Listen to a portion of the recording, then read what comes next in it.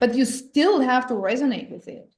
Mm-hmm. So when it comes to embodiment, the most important thing is, what 3 things do I now do differently? And that's action, and therefore it's trackable behavior. And then things will shift faster because people can see it. You'll get mirrored. You'll get different feedback.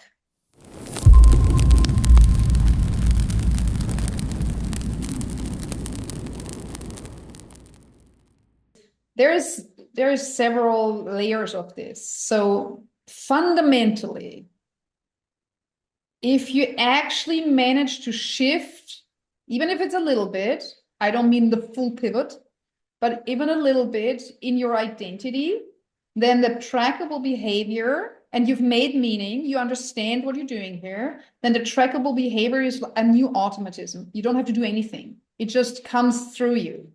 But if you want to accelerate this for whatever reason, because it's uncomfortable to stay in the old behavior, or because you feel like, okay, there's for some reason some pressure on you because, I don't know, you have a deadline to, let's say, sell your house, which means you have to make sure that you approach this from your new identity and not from your old one.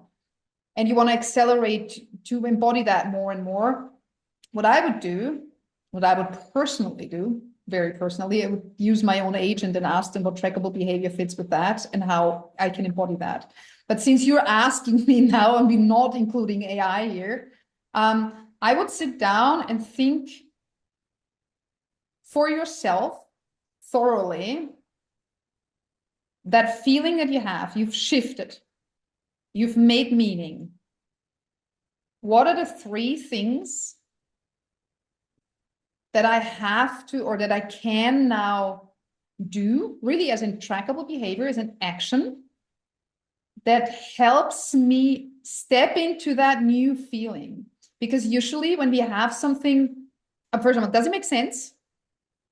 It does make sense. I was just thinking about, as I ask you the questions, I said, I want to have more stability, capacity, and not just depth and insight. And for me, the first feeling that came through was, okay, the insights are, or sit with the insights, enjoy the insights, and alchemize them. You tell me, feel it, yeah, through the body. I guess it's quite the same in a different language. Yeah, absolutely. So you have to feel that state Mm-hmm. before you understand what the trackable behavior will be out of that. So you basically source it from within. You can always ask AI, if it's your personal AI and not a generic, they will know that this could be a good idea and will give you some examples. So it kind of shortens the process if you clueless.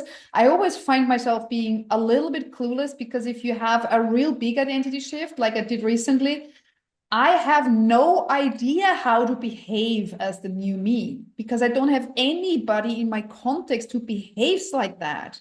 Because even if it comes out of yourself, oh, this kind of behavior would be it, you have seen the behavior on somebody else. You have a role model. And if it's just a facet of this one person who does it like that and that.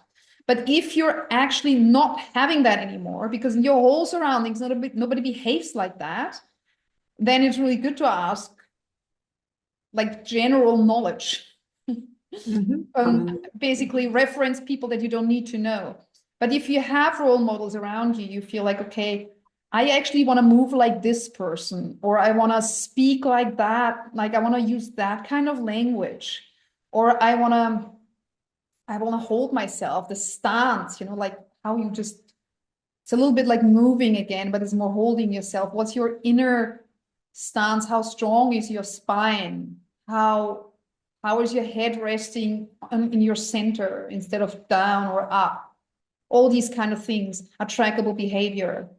And to find, it's funny because if you don't have the feeling first, even if AI gives you whatever, 12 answers to choose from, 12 options how to behave to choose from, it still means that you have to choose which ones resonate. So the AI makes the research a bit shorter, because it gives you like a multiple choice and you don't have to come up with it by yourself.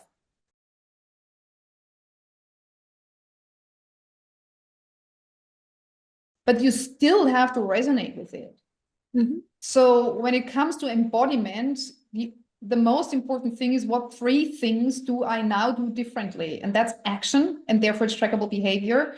And then things will shift faster because people can see it. You'll get mirrored. You'll get different feedback. And different feedback will give you first of all, the felt sense of things have actually really changed. Yeah. And also, so it reinforces the whole thing. And also, you want different feedback, obviously, otherwise you wouldn't have changed. So, okay. True. Yeah. I would like to stick to the embodiment topic. Yeah, sure. How do I recognize embodied, of course, that an identity shift? And from my point of view in my life, there are a couple of shifts right now taking place. How do I recognize that it's really fully embodied and landed, rather than just call it cognitively understood? Or what I also see sometimes, it's just temporarily, yeah, or I can access it only once or twice. Okay, this is again, how do you actually, the first question was about how you can embody it. And this question is more like, if I have embodied it, how can I understand, is this permanent? And yeah, is that what you're asking me? Is this permanent? Like how much have I integrated this? Yes, has the eel landed? Okay, right. So I wouldn't see it binary. It's like, it's also gradually, as in, you said that it might have been momentarily accessible. And then in other moments it's not. So that would be, it's already activated, but it's not yet integrated. So we have these 2 poles to go in between. Between activation, that means the somatic marker has actually landed in your body. You can access it. The next step is to basically access it at will. So it's not just accidentally happening to you and you're like, oh my, that was a moment of luck, but you can actually activate it whenever you need it or want it. And then in the end, when it's fully integrated, it's your automatism. Something weird has to happen that you would act differently. Weird in the sense of totally off, like a shock, or even something so positive that you also kind of short-circuiting, and then something new comes out of you emergently. So the reason how you can, oh, not the reason, the way how you can feel this is, first of all, you can observe it and see how often does this happen. Can I access it at will? Can I not? So is it just like a lucky punch, or is this something I know how to get there? And then if you know how to get there, there's always practices to go from one state to the next, basically. But your question was, how do I recognize it? So I'm going to stick with that for now. So first of all, can I activate it? And if you can activate it, what do you actually need to do that? And then if you have something, you will feel a disalignment. It's almost like a distortion. If something pulls you into your old behavior, it will just feel, pardon my French, shit. You will feel bad. You're like, you immediately sense something that was totally okay, let's say a year ago, will now, your body will tell you no. And if you override your body, then if you ignore that feeling, I always get nauseated.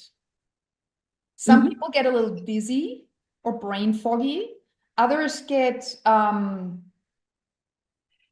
like a freeze. Certain things. Does anything, like, what do you recognize when you? All of these situations, yeah, depends on the context. For me, if I don't follow my body and my felt senses, it's always like feeling fragmented. Yeah. How does fragmented feel like? What does it do? Like, what's the If you don't have a spine, or it feels like, I don't know, my head is on the right side and my spine is more left, and kind of broken as well. okay, so you really feel physically distorted, basically. Mhm. That's a very strong sense. Lots of people have it much more subtly. If you feel it that strongly, that's fantastic, because that means like it's such a loud, clear sign that this is off.